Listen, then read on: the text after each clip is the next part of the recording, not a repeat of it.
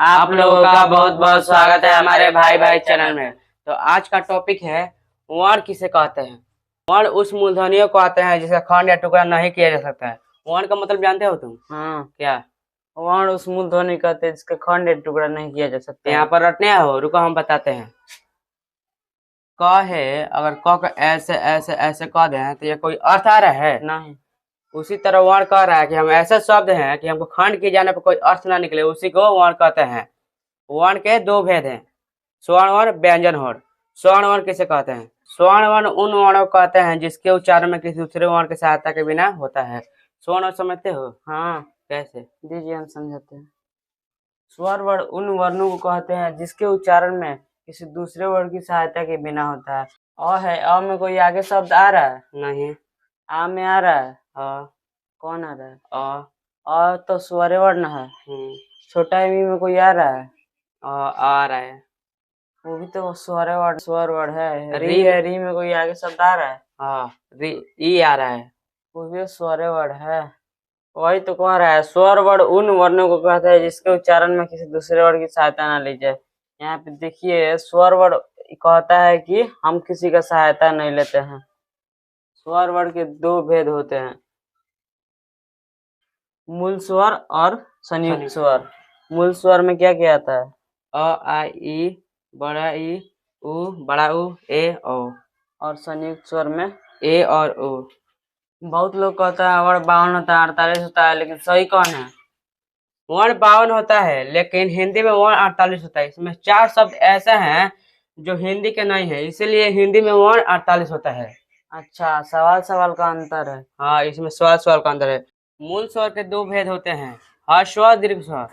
अ, ई, उ, री, इनके उच्चारण में कम समय लगता है, यानी कि अ बोलने पर हमें ज्यादा समय नहीं लगता है। इसी तरह ई भी कह रहे हैं, ई तो ज्यादा समय नहीं लग रहा है, उसी को ह्रस्व स्वर कहते हैं। अब दीर्घ स्वर, आ, बड़ी ई, बड़ा उ, ए, औ, ओ, औ, इनके उच्चारण में दुगना समय लगता है। हम आप बोल रहे हैं तो आ दुगना समय लगा है, बड़ा ई भी बोल रहे हैं तो दुगना समय लगा है। इसी को दीर्घ स्वर कहते हैं। अब चलिए हम व्यंजन वर्ण किसे कहते हैं ये समझते हैं। व्यंजन वर्ण किसे कहते हैं? व्यंजन वर्ण उन वर्णों को कहते हैं जिनके उच्चारण में स्वर्ण वर्ण की सहायता ली जाती है। जैसे कि क हो गया, क बोलने पर आ रहा है तो यहाँ पर स्वर्ण वर्ण की सहायता ली। इसी तरह ख भी कर रहे, ख बोल रहे हैं तो आ रहा है, इसीलिए व्यंजन वर्ण कहता है कि हम स्वर्ण वर्ण की सहायता लेते हैं, इसी को व्यंजन वर्ण कहते हैं। अब व्यंजन वर्ण के 3 भेद होते हैं, अस्पष्ट, अंतस्थ, ऊष्म।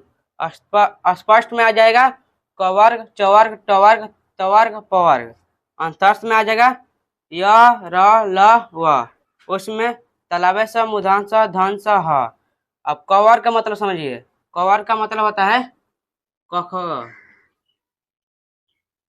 ग, घ, अंग।